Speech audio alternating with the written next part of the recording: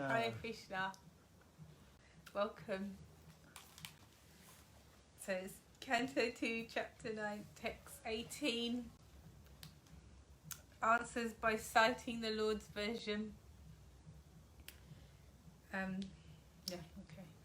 Om Namo Bhagavate Vasudevaya.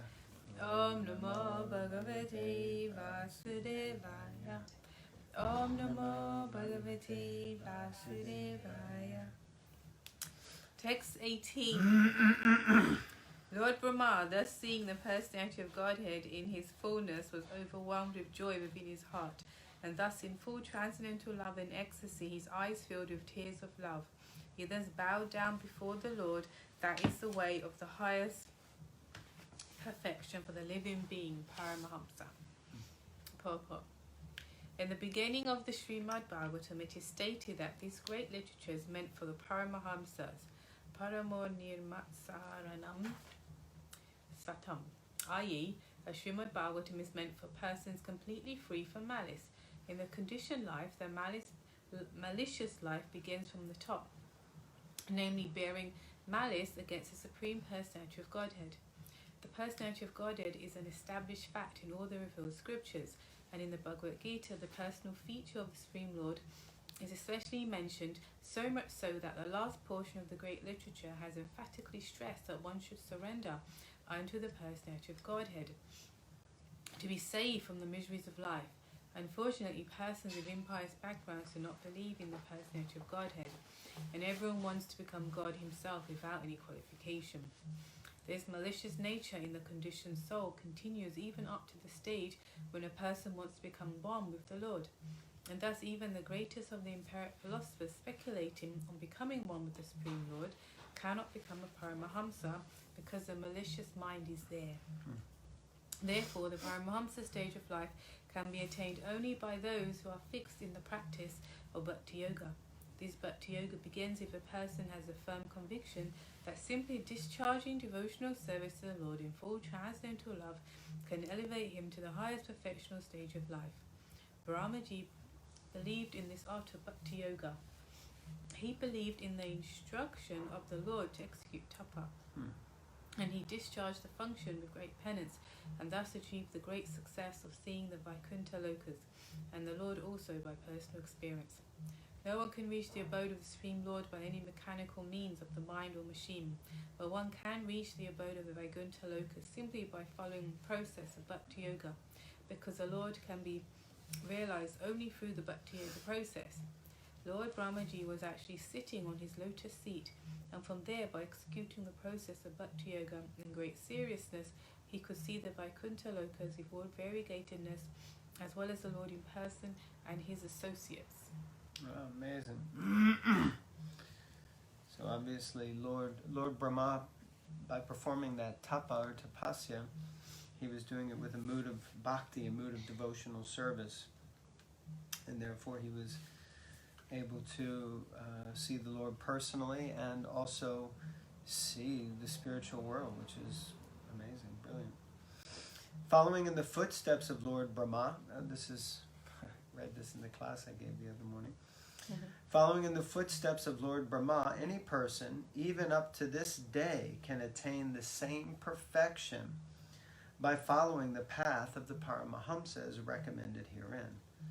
Lord Chaitanya also approved of this method of self-realization for men in this age. One should first, with all conviction, believe in the personality of Godhead, Sri Krishna, and without making efforts to realize him by speculative philosophy, one should prefer to hear about him from the Srimad Bhagavad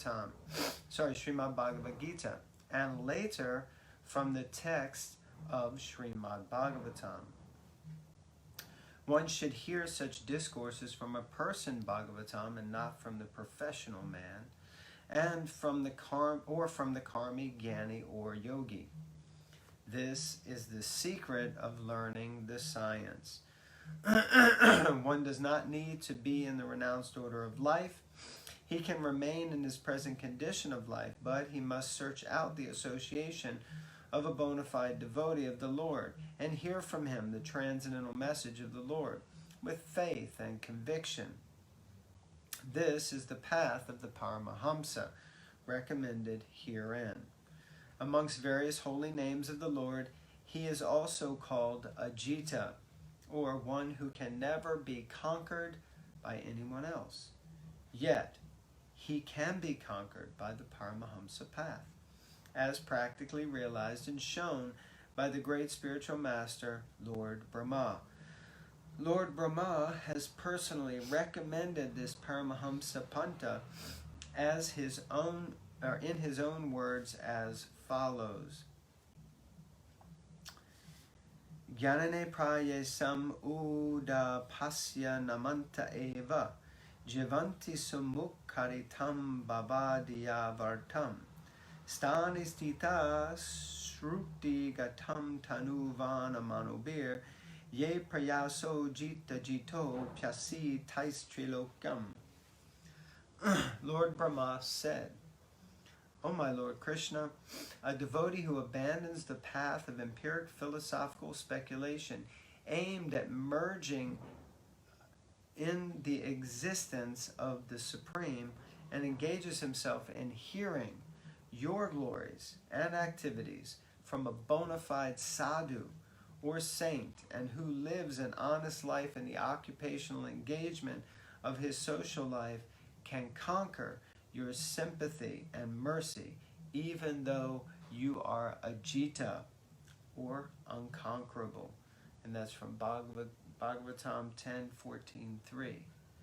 That is the path of the Paramahamsa, which was personally followed by Lord Brahma and later recommended by him for attaining perfect success in life.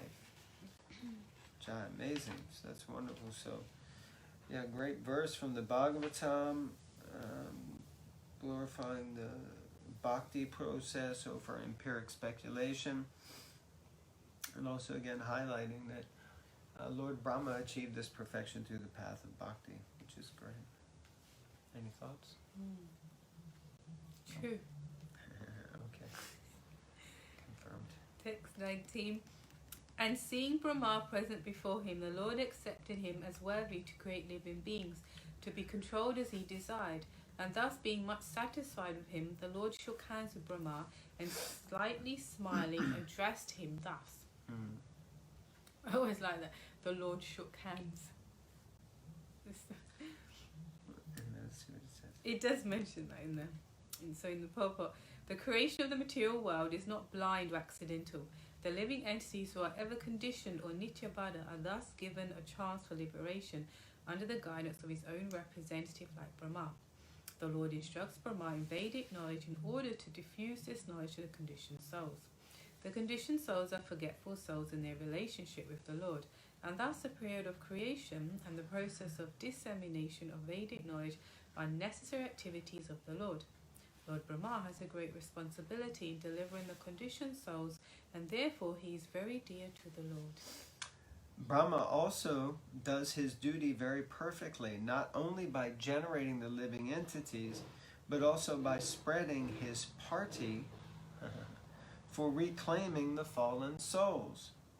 The party is called the Brahma Sampradaya. And any member of this party to date is naturally engaged in reclaiming the falling souls back to Godhead, back home. The Lord is very much anxious to get his parts and parcels as stated in the Bhagavad Gita. Is very much anxious to get back his parts and parcels as stated in Bhagavad Gita. No one is more dear than the one who takes the risk of reclaiming the fallen souls back to Godhead. Wow, that's powerful. Nice. There are many renegades from the Brahma Sampradaya whose only business is to make men more forgetful of the Lord, and thus entangle them more and more in material existence. Such persons are never dear to the Lord, and the Lord sends them deeper into the darkest region of matter, so that such envious demons may not be able to know the Supreme Lord. Nice. I mean, it's not nice that there are renegades from the path, but yeah, it's explained. Anyone, however, preaching the mission of the Lord in the line of the Brahma Sampradaya is always dear to the Lord, and the Lord, being satisfied with such a preacher of the authorized bhakti cult, shakes hands with him in great satisfaction. So this is very powerful. Actually, it's described by some of the previous acharyas when I was giving the class the other morning about this point, because previously it mentions that when the Lord appeared before Brahma and started to reveal the Vaikuntha Lokas, then it describes that he was in a four-armed form. But the fact that the Lord is shaking hands with Brahma, the acharyas explain that this is not an activity of Lord Vishnu. Lord Vishnu would not shake hands. But it is the mood of Krishna. So somewhere in between, what has happened is that Vishnu has manifested his form as Govinda. And thus, that is why the Brahma Samhita prayers were also written, because Lord Brahma had this direct darshan of Govinda, of Krishna. So, Govinda Madi Pursham Tamaham Bhajami. So, like that, then it's important. Nice point. And also a nice point about the Brahma Sampradaya being his, what did they call it? His party. So say his gang. Yeah, being his party.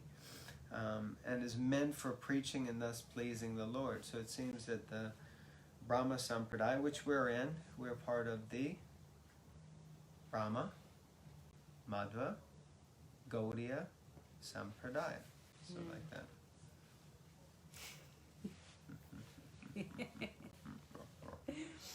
Text 20. The beautiful personality of Godhead addressed Lord Brahma. O Brahma, impregnated with the Vedas, I am very much pleased with your long accumulated penance with the desire for creation.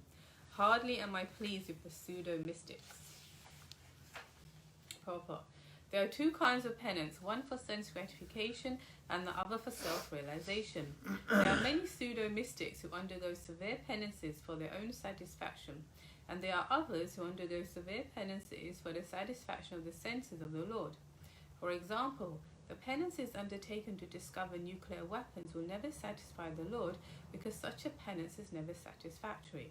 By nature's own way, everyone has to meet death, and if such a process of death is accelerated by anyone's penances, there is no satisfaction for the Lord. The Lord wants every one of his parts and parcels to attain eternal life and bliss by coming home to Godhead, and the whole material creation is meant for that objective. Brahma underwent severe penances for that purpose, namely to regulate the process of creation so that the Lord might be satisfied. Therefore, the Lord is very much pleased with him, and for this Brahma was impregnated with Vedic knowledge. The ultimate purpose of Vedic knowledge is to know the Lord and not to misuse the knowledge for any other purpose. Those who do not utilize Vedic knowledge for that purpose are known as Kuta yogis, or pseudo-transcendentalists, who spoil their lives with ulterior motives. Kuta yogis. Kuta. Is that here in the verse? Kuta. Oh yeah, Kuta yogina. Pseudo mystics. Kuta. Yeah. Kutam. Crouton. Oh, guys, always goes to food with her. Always goes to prasadam. Text 21. Oh, this is famous. Varam varaya badram te varesham abhivanchitam brahmam treya parishrama pumsam ma darshanavadi. Okay, yeah, this is the same in that verse from the Bhagavatam. It starts like this, the one that I often read by the Prachetas. It starts with Varam Varaya Badram Te. So, the Lord is speaking. I wish you good luck, O Brahma. You may ask from me, the giver of all benediction, all that you may desire. you may know that the ultimate benediction as the result of all penances is to see me by realization. Wow. So here, first you got the Lord directly wishing you good luck. If the Lord says good luck to you, there can't be any better luck, really. You got it. And then he says, you may ask from me all that you may desire. Well, there you go. What's on your list? I'm asking all of you at home, what's on your list? If the Lord, like a genie in a bottle, poof, appears and says, I wish you good luck, now ask any benediction that you would like. But what should our desire be? Then the Lord clarifies that the ultimate benediction that you can receive is actually just to see me. So just like Dhruva Maharaj, when he went to the forest to perform penances, we'll read this in the 4th canto, and he wanted, what did he want? Planet. He wanted an entire planet, but not just any planet. He wanted a planet that was greater than his great-grandfather. Great-grandfather, because he is, his great-grandfather was Brahma, because his grandfather was, I think, Swayambhuva Manu, and his father was King Uttanapad, yes. So he wanted a planet greater than Lord Brahma, so he went to the forest, performed austerities, and he got that planet. But when the Lord appeared before him, he said, I came here thinking I was looking after beautiful jewels, but actually now I realize before you, when I see you, you are the real jewel, and everything else that I desire was nothing more than broken glass, like that. Okay, so purport to text 21. The ultimate realization of the supreme truth is knowing and seeing face to face the personality of Godhead. Realization of the impersonal Brahman and localized Paramatma features of the personality of Godhead is not ultimate realization. When one realizes the Supreme Lord, he does not struggle hard to perform such penances. Interesting. When one realizes the Supreme Lord, one doesn't struggle hard to perform such penances. Why? Because you love God, so you'll do it just as a matter of natural love and affection. Not like, oh God, another austerity, The next stage of life is to discharge devotional service to the Lord just to satisfy Him. In other words, one who has realized and seen the Supreme Lord has attained all perfection, because everything is included in that highest perfectional stage. The impersonalists and pseudo-mystics, however, cannot reach this state. Interesting point. Okay. Any thoughts?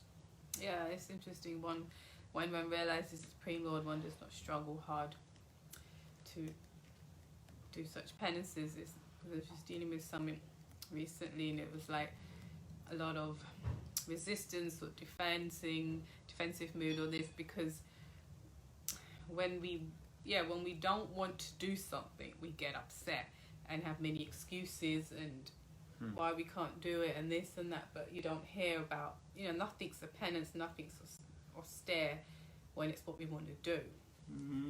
Yeah, very nice, yeah. Even though that may be austere for someone else. Yeah. But if we want to do it, no, I'm happy to cook and wash the dishes and spend hours doing it and, slaving over a hot stove in the middle of a hot summer because, whatever, I'm cooking for my Guru Maharaj, or I'm getting a chance to do, or, whatever it is. Yeah. But it's not considered austere then. Yeah. But if it's something we don't want to do, then it's a whole thing. Clean the temple room, go out, go this, do that, clean out the DT fridge, whatever. I'm just dealing with things that I may experience or deal with, so it becomes an austerity. But my realization recently was, because we don't want to do it. It was in the reading, it was in perfect questions, perfect answers, that's what it came up in. And Prabhupada was explaining, it's when we forget that this whole process is about pleasing Krishna's senses, then it becomes hard. And when we remember it isn't hard, and he was relating that to Radharani, who's always trying to please Krishna, and so she's just chilled. Except when she's pretending to be upset, but it's true, Okay. Text 22. The highest perfectional ingenuity is ingenuity is the personal perception of my abodes. And this has been possible because of your submissive attitude in the performance of severe penance according to my order. So again, this is all about attitude. Yeah. This is an important thing. The attitude of the follower. Srila Prabhupada says in the introduction to Nectar of Instruction that progress in devotional service is dependent on the attitude of the follower. Mm-hmm. Now what does that mean? It means I got some attitude. I got some serious attitude. No, it means that our attitude has to be, as he says here, submissive. And what's the verse? Tadvidi prani patina pari prashnena sevya upadekshanti teganam gyanindas tattvadarshanaha.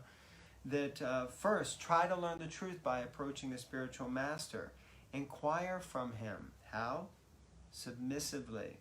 Render service unto him. And then he can impart knowledge unto you. And how? Because he has seen the truth. Like that. Yeah, attitude. Important point. Nice. Yeah, it's true though, isn't it? It's just the difference between success and failure. Not just spiritually, but anything. And peace, you know? I was recently struggling with something, actually, just at the weekend, some issue that every week annoys me. So then I decided not to get upset about it, just do it. It was just something without giving too much details away. And I just did it. And then the rest of my service was peaceful. It's interesting. Yeah, sometimes we just have to let go and allow others to get on with it. And no problem. It's not about right or wrong. It was just like, anyway, it's going to occur every week, and it does occur every week. So then my mood gets spoiled. So I just allowed it, and it was like Hare Krishna. Hare Krishna. So purport: the highest perfectional stage of life is to know the Lord by actual perception, by the grace of the Lord. This can be attained by everyone who is willing to discharge the act of devotional service to the Lord as enjoined in the revealed scriptures that are standard and accepted by the bona fide acharyas and spiritual masters. For example, the Bhagavad Gita is the approved Vedic literature accepted by all the great acharyas such as Shankara, Ramanuja, Madhav, Chaitanya, Vishwanath, Baladev, Siddhanta, Saraswati, and many others. In that Bhagavad Gita, the personality of Godhead, Sri Krishna, asks that one always be mindful of him, always be his devotee, always worship him only, and always bow down before the Lord. And by doing so, one is sure to go back home, back to Godhead without any doubt. In other places also the same order is there, that one give up all other engagements and fully surrender unto the Lord without hesitation. And the Lord will give such a devotee all protection. These are the secrets of attaining the highest perfectional stage. Lord Brahma exactly followed these principles without any superiority complex. And thus he attained the highest perfectional stage of experiencing the abode of the Lord, and the Lord himself with all his paraphernalia. And personal realization of the effulgence of the Lord's body is not the highest perfectional stage, nor is the stage of Paramatma realization. The word manisita is significant. Everyone is falsely or factually proud of his so-called learning. The Lord says that the highest perfectional stage of learning is to know him and his abode, devoid of all illusion. Interesting, yes. Yeah, like this. Attaining the highest perfectional stage, Lord Brahma exactly followed these principles without any superiority complex. It's nice. And we find out later that what Lord Brahma, what his request is, and then that shows his mood, actually. Let's see. Yeah, should we finish there? Next one has quite a long purport, or just go ahead and do that as well? What's your suggestion? Let's just finish here and contemplate what we just said. Okay. All right. Thank you very much, everyone. Hare Krishna. All glories to Srila Prabhupada. Hare Krishna. Oh, careful. Got a cat on my lap.